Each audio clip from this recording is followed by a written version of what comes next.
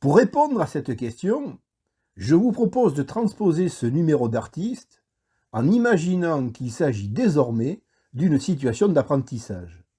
Dino est toujours dans la même configuration, sauf qu'en arrière-plan, le montage du pupitre est désormais enchâssé dans la tâche A2-T4, à savoir assembler des éléments, des ensembles ou sous-ensembles.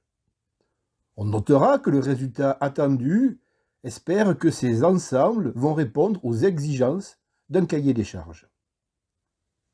Vis-à-vis de cette tâche, nous lui assignons une compétence que nous estimons plausible, en l'occurrence, assembler des éléments.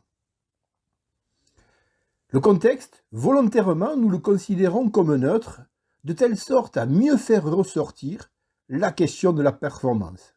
Et là, nous avons de quoi dire. Reconnaissons que Dino arrive à ses fins, mais certainement pas en respectant un mode opératoire et une procédure.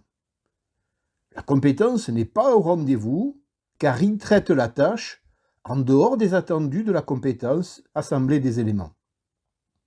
Doit-on en déduire qu'il est incompétent? Non, car c'est là qu'intervient la manière d'agir.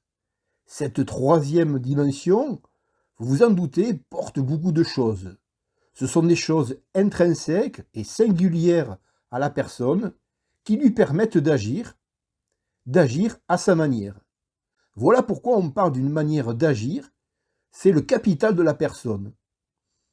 Or, ce capital est difficilement mesurable car il ne se voit pas. Ainsi, évaluer par compétence, c'est donc s'intéresser bien plus à la personne qu'au résultat de sa production.